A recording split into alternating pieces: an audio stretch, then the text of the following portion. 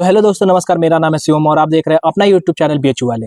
तो जैसा कि आपको पता है, सीयूटी पीजी 2025 का रिजल्ट आने के बाद तमाम यूनिवर्सिटी में एडमिशन होने के बाद हमने टॉपर्स टॉक्स शुरू कर दिया है, जिसमें हम बात करते हैं उन सारे विद्यार्थियों से जिनका जेएनयू, बीएचयू, ड्यू जैसे बड़े प्रेस्टिजियस यूनिवर्सिटी में एडमिशन हुआ है। तो आज हम बात करेंगे उन्हीं में से एक अपने विद्यार्थी से जिनका जेएनयू में सिलेक्शन हो गया है।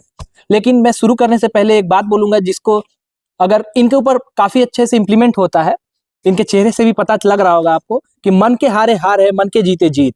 ठीक है, ये आपको आगे पता चल जाएगा इंटरव्यू में। अगर आप पूरे वीडियो के अंत तक बने रहेंगे तो आपको पूरा पता चल जाएगा कि आखिर मैंने ऐसा क्यों बोला। तो मैं सबसे पहले चाहूंगा कि आप अपना ब्रीफ इंट्रो थोड़ा सा अपने जूनियर्स को बता दें। हेलो एवरीवन, मेरा नाम है अनुज सिंह और मैं यूपी के बहराइच डिस्ट्रिक्ट से रहने वाला हूं। और अगर मैं अपने एकेडमिक्स की बात करूं, एजुकेशन की, तो मैंने अपना 10th और 12th यूपी के बहराइच डिस्ट्रिक्ट से ही किया है। और मेरा ग्रेजुएशन जो कि इसी साल बीएचयू से पूरा हुआ है, हिस्ट्री ऑनर्स के। और अब आप जेएनयू से पीजी करने वाले हैं? हाँ, और मैं ऑफिशियली ये कह सकता हूँ कि मैं जेएनयू से पीजी करने वाला हूँ। बिल्कुल।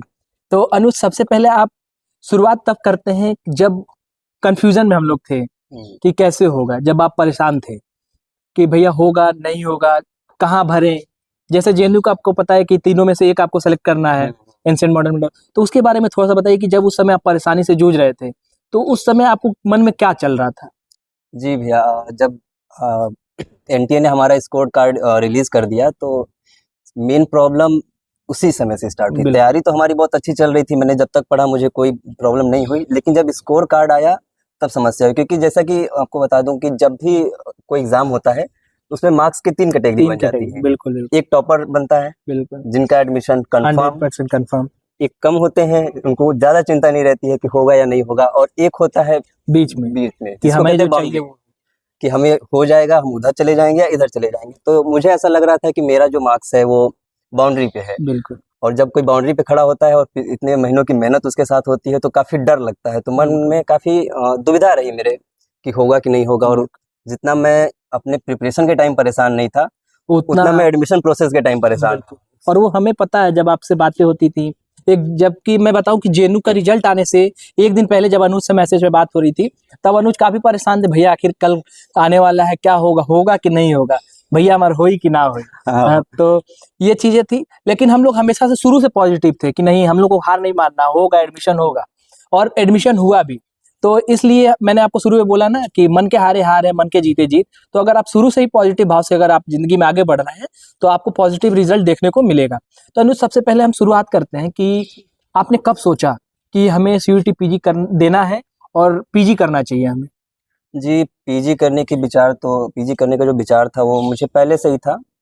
मुझे लगता था कि मैं ग्रेजुएशन के बाद पीजी ही करूँगा और मैंने अपनी प्रिपरेशन भी स्टार्ट की उसी के हिसाब से।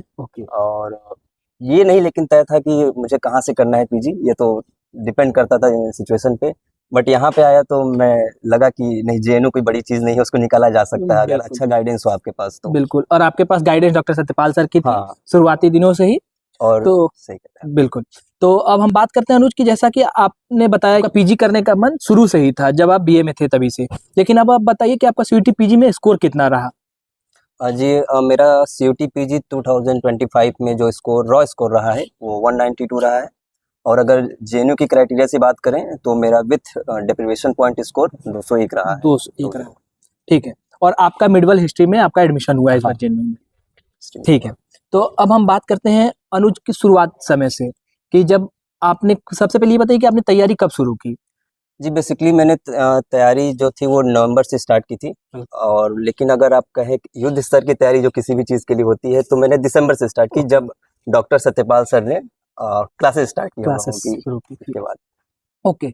तो सबसे पहले अब आप अनुज ये बताइए कि बेसिक से अगर आपने तैयारी शुरू की तो सबसे पहले मान लीजिए कि आपके पास डॉक्टर सत्यपाल सर की गाइडेंस थी, आप क्लासेस आते थे, तो सर पहले ही क्लास में आपको क्लियर कर दिए थे कि आपको कैसे शुरुआत करनी, क्या पढ़नी, क्या नहीं पढ़नी है। तो उसके बारे में थोड़ा सा डिटेल में बताइए अपने जूनियर्स को।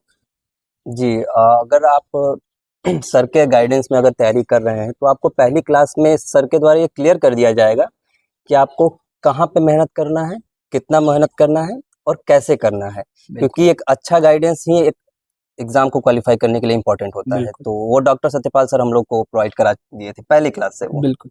तो सबसे पहले हम कंटेंट पे आते हैं कि कंटेंट तो बहुत भरा पड़ा है मार्केट में। आप जब देखेंगे हिस्ट्री से रिलेटेड और भी अदर सब्जेक्ट से, जिस भी सब्जेक्ट की अगर तैयारी करते हैं, तो आप कंटेंट अपने तैयारी के दौरान क्या क्या इस्तेमाल किया जो आपको फायदा पहुंचाया और आपका जेन्युइन एडमिशन दिलाने में सहायता किया, उसके बारे में अपने जूनियर्स को डिटेल में थोड़ा बताइए।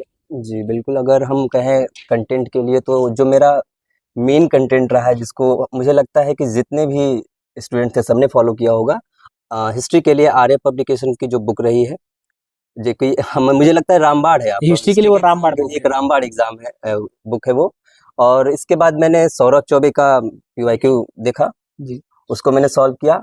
फिर डॉक्टर सत्यपाल सर का इंडिया प्लस मैंने, और देन लास्ट के मंथ में जब एग्जाम पास आया तो मैंने एजीपी सॉल्व किया। एजीपी मुझे लगता है कि यूजीसी नेट की पी/क्यू होती है, जिसको आखिरी टाइम में सर ने सॉल्व करने के लिए बच्चों को निर्देशन दिया था कि आप सॉल्व कर लीजिए, क्योंकि एनटीए जो इस पैटर्न पे आधारित क्वेश्चन पूछता है उस पे आपको थोड़ा सा कॉन्फिडेंस बूस्ट हो जाएगा। तो आपने ये 4 बुकें इस्तेमाल की। हाँ हाँ ठीक, सॉरी बुक्स, आपने ये 4 बुक्स इस्तेमाल की अपने पढ़ाई के जी दौरान। बिल्कुल। तो सबसे पहले ये बताइए कि आपकी टाइम टेबल क्या रहता था पढ़ने के लिए, कि शुरुआती दिनों में आप कितने घंटे पढ़ते थे और एग्जाम जब नजदीक आया तो आपने कितना घंटा पढ़ाई किया, उसके बारे में थोड़ा सा। जी, शुरुआती दिनों में अगर मैं बात करूँ, दिसंबर का जो मंथ था, तो स्टार्टिंग वही 5-6 घंटे से स्टार्ट हुआ था। 5 घंटे 6 घंटे इसलिए क्योंकि थोड़ा सेमेस्टर का भी लोड रहता था हम लोगों पर, और ऐसा लगता था कि एग्जाम अभी टाइम है उसमें, तो उतना डेडिकेट होके नहीं हो पा रहा था। बट इसके बाद धीरे धीरे जैसे जैसे एग्जाम पास आता गया और हमारा जो स्टडी का टाइम है वो बढ़ता गया। और मुझे लगता है कि अगर आप कोई भी बच्चा अगर डॉक्टर सत्यपाल सर के अंडर में है तो उसको एक टाइम टेबल प्रोवाइड करा देंगे वो सर, क्योंकि हम लोग को भी कराए थे। और उसके अकॉर्डिंग आपका टाइम धीरे धीरे इंक्रीज करेगा और लास्ट मंथ तक आपको 12 घंटे हो जाएगा और आपको पता भी नहीं लगेगा कि आप 12 घंटे कब पढ़ के उठे हैं और टाइम बीत गया। बिल्कुल। तो अनुज, जैसे आपने बताया कि शुरुआत में 6 घंटा पढ़ते थे और आखिरी समय में 12 घंटा, तो थोड़ा सा आप टाइम टेबल के बारे में बताइए कि कैसे आपने टाइम डिवाइड किया था, 5 घंटे या फिर 12 घंटे हो, तो उसके बारे में अगर थोड़ा सा बता पाए तो। अगर टाइम डिवाइड की बात करें तो जो बीएचयू वाली टीम के द्वारा क्विज प्रोवाइड कराया जाता था, टेस्ट प्रोवाइड कराया जाता था, और डॉक्टर सत्यपाल सर की जो ऑफलाइन क्लासेस थी, ये टोटल उसमें इंक्लूडेड होता था 12 घंटे में। उसमें क्विज, टेस्ट, ऑफलाइन क्लासेस और कुछ थोड़े बहुत मुझे सेमेस्टर के देखने पड़ते थे, जो कि थोड़े बहुत थे, ज़्यादा मैं उस पर लास्ट टाइम ध्यान नहीं दिया। तो ये सब कुछ होता था उसमें। बिल्कुल, ठीक है। तो ये तो बात हो गई कि बेसिक से आपके पास कंटेंट अवेलेबल है, आपको पढ़ाई कैसे करनी है, ये सारी चीज़ें। लेकिन अब बताइए कि जैसा कि इस बार का जो पैटर्न था एनटीए का एग्जाम का, पिछले 3 बार से अलग था जी। तो उसके बारे में थोड़ा सा बताइए कि इस बार का पेपर टफ भी था जी। तो अगर अचानक पेपर टफ आ जाए, तैयारी तो हम लोगों ने बेसिक से एडवांस लेवल तक की थी, लेकिन अनएक्सपेक्टेड क्वेश्चन थे कि इस बार एंशिएंट से क्वेश्चन ज्यादा पूछ लिए थे, तो उसके बारे में थोड़ा सा बताइए कि उस समय क्या करना चाहिए। जी बिल्कुल, हम लोगों ने पीवाईक्यू सॉल्व किया अपने प्रिपरेशन के टाइम। मुझे लगता है कि बीएचयू के लास्ट 10 इयर्स के पीवाईक्यूज और इसके बाद जब सीयूटी पीजी स्टार्ट हुआ उसके 3 इयर्स के पीवाईक्यूज हमने सॉल्व किए, तो उसमें एक अलग पैटर्न था जिसको हम लोगों ने फॉलो किया और हमारे दिमाग में था कि इसी पैटर्न पे इस साल का भी रहेगा। लेकिन जब हम लोग एग्जाम सेंटर पे गए और सामने क्वेश्चंस आए तो थोड़ा सा बदला सा लगा। तो थोड़ा सा मतलब होता ही है कि अंदर से कॉन्फिडेंस हिला, लेकिन उसको मैनेज किया गया कैसे भी करके और एग्जाम हुआ, ठीक हुआ, मेरा अच्छा हुआ। और जैसा आपने बताया अभी कि एंशिएंट से क्वेश्चन ज़्यादा आ गए थे, और बिल्कुल एंशिएंट से क्वेश्चन अच्छे आए थे, और मेरे अंदर सबसे बड़ी गलती रही है कि मैंने उसको नज़रअंदाज किया अपने प्रिपरेशन के टाइम। बिल्कुल, हम अब आगे उस पर बात करते हैं। जैसा कि आप सभी को भी पता है कि हिस्ट्री में 3 टॉपिक पढ़ना पड़ता है, एंशिएंट, मॉडर्न, मिडाइवल, अलग-अलग। तो कुछ बच्चे होते हैं जो मॉडर्न और मिडाइवल पे ज़्यादा समय देते हैं, एंशिएंट को छोड़ देते हैं, क्योंकि उसका जो नाम है, जो टाइम पीरियड है, ये सारी चीज़ें जल्दी याद नहीं हो पाती हैं। तो ये गलती शायद आपने भी की थी एग्जाम के दौरान, तैयारी के दौरान। तो उसके बारे में थोड़ा सा बताइए कि आपने कौन सी गलती की और ऐसी कौन सी गलती आप नहीं करेंगे तो आपका और अच्छा स्कोर आएगा, और जो बाउंड्री लाइन पे अभी आप बचे थे उससे और आगे निकल सकते हैं। जी बिल्कुल, प्रिपरेशन के टाइम मैंने अपने, जो मेरी सबसे बड़ी गलती रही है, मैंने कुछ पोर्शन को नज़रअंदाज किया, और मुझे ऐसा लग रहा था कि मैं इसको छोड़ के अगर दूसरा इसके अलावा दूसरे टॉपिक्स आते हैं तो मैं उसमें कवर कर लूँगा। और मेरे साथ सबसे बड़ी प्रॉब्लम रही कि मैंने एंशिएंट हिस्ट्री को नज़रअंदाज किया। मुझे लगा कि इस पर ज़्यादा टाइम ना देके मैं मेडिवल और मॉडर्न को टाइम दूंगा, और एग्जाम में उल्टा ये हुआ कि सारे क्वेश्चन का मैक्सिमम क्वेश्चन एंशिएंट से है, मॉडर्न मेडिवल का वेटेज थोड़ा कम रहा, तो प्रॉब्लम रहा मेरे लिए, और सबसे बड़ी गलती रही मेरे लिए। कोई बात नहीं, लेकिन फिर भी गलती करके भी आप जेन्युइन जा रहे हैं, इससे बड़ी सीख आपके लिए और आने वाले आपके जूनियर्स के लिए भी बड़ी होगी। बड़ी तो सबसे पहले अनुज आप ये बताइए कि तैयारी के दौरान ऐसी कौन सी गलती है जो आप अपने जूनियर्स को एकदम सलाह देंगे कि बच्चा भाई मत करना तुम लोग ये चीज। सबसे पहले तो आप ऑनेस्टली उस चीज़ को प्रिपरेशन करें। बिल्कुल आप टाइम दे रहे हैं तो टाइम सिर्फ बैठने के लिए ना दे कि हम 5 घंटे बैठे या 6 घंटे बैठे हैं। आप बैठिए 2 घंटे लेकिन पढ़िए, बिल्कुल ठीक है।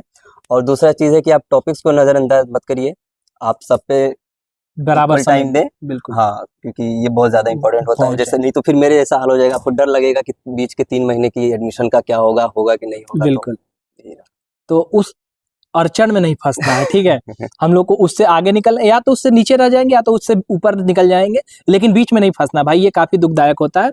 ये अनुज से और हमारे कुछ ऐसे और भी बच्चे हैं जिनके साथ ये हुआ। तो जैसा कि अनुज आपने शुरू में बताया कि P/Q से इस बार थोड़ा इतर क्वेश्चन आ गया था। तैयारी के दौरान हम लोगों ने P/Q देखा था, बट इस बार का काफी डिफरेंट था। तो P/Q सॉल्व करना कितना जरूरी है?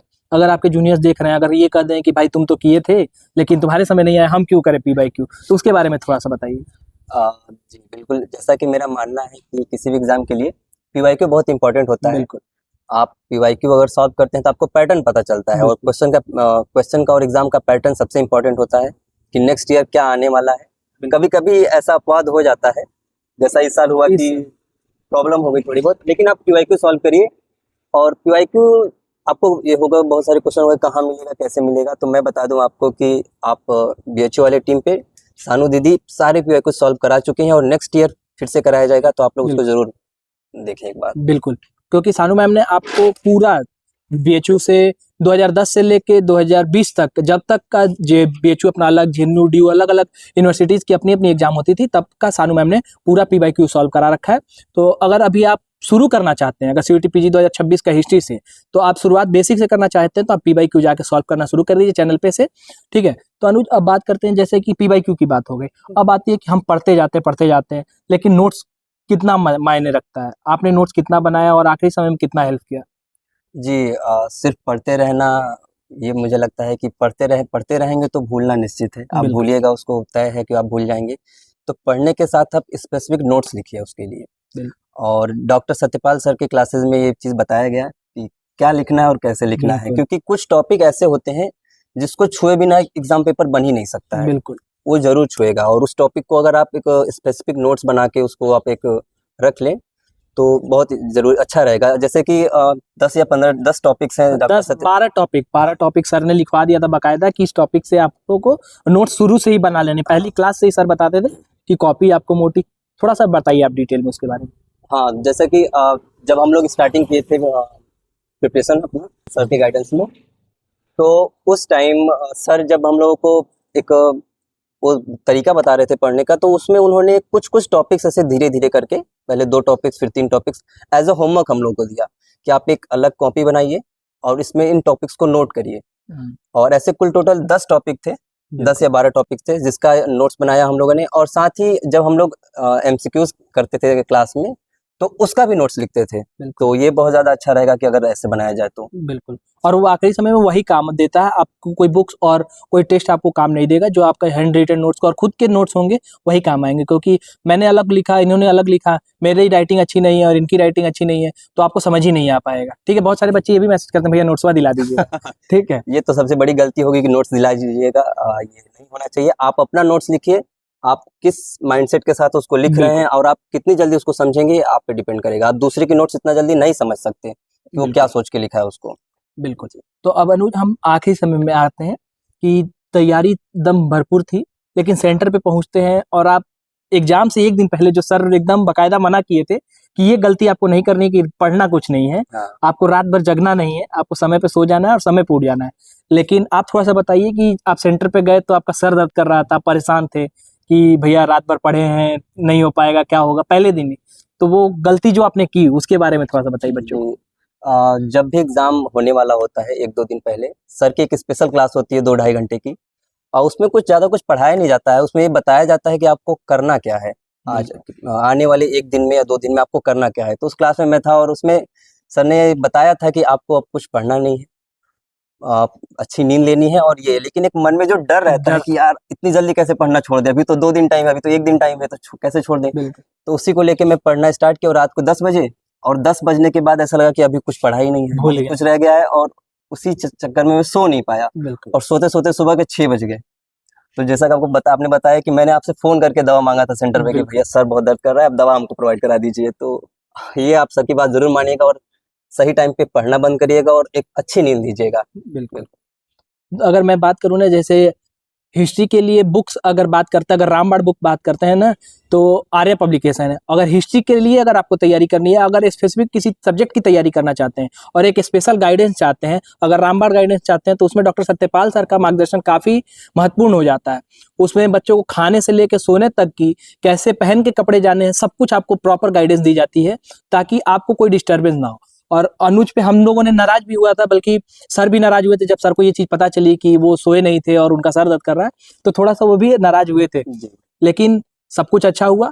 अब बात होती है कि जब आपको पता है कि एग्जाम टफ आया, आपने शुरू में ही बताया था, लेकिन जब एग्जाम अगर टफ आ जाए अचानक से, तो उस समय अपनी मेंटेलिटी कैसे स्ट्रांग करें और कैसे एग्जाम को अच्छा करें, उसके बारे में थोड़ा सा अपने जूनियर्स को गाइड करिए। जी, कभी भी आपके सामने ऐसा अनएक्सपेक्टेड क्वेश्चंस या एग्जाम आ जाए तो सबसे पहले तो आपको अपना पेशेंस नहीं खोना है। बिल्कुल नहीं। अगर आपने अपना पेशेंस खोया तो ऐसा लगेगा कि आप जो पढ़े हुए हैं सब कुछ इरेज हो चुका है, सब कुछ मिट चुका है। तो पेशेंस मत खोइए, आप शांत बैठिए, 5 मिनट 2 मिनट बैठ जाइए। इसके बाद क्वेश्चंस नहीं भी आ रहे हैं, आप उसको 2 बार पढ़िए।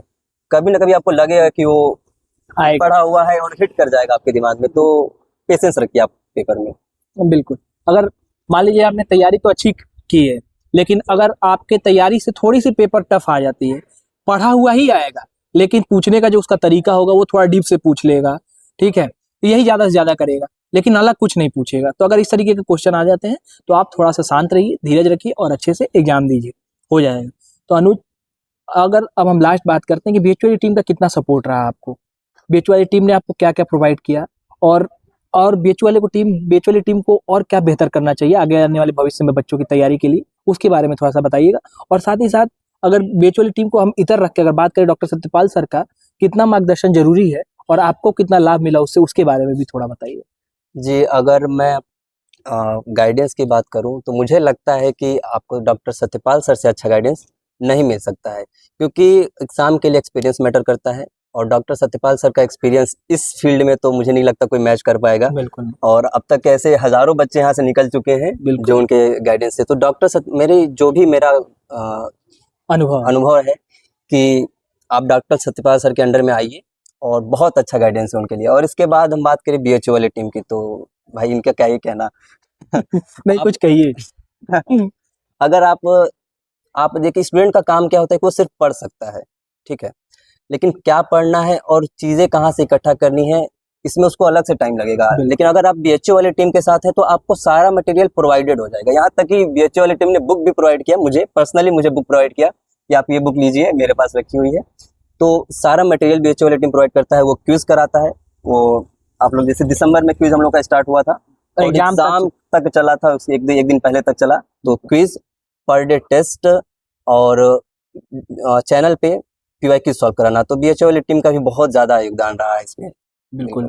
और हमने आपको 95 टेस्ट कराई थी अनुज, उसके बारे में भी थोड़ा सा बात कर लेते हैं कि सीयूटी पीजी 2025 के लिए हमने आपको 95 प्लस टेस्ट ही हमने सॉल्व कराया। अगर ऑफलाइन मिला दे तो हम लोग 100 से ज्यादा टेस्ट हम लोगों ने कराया था।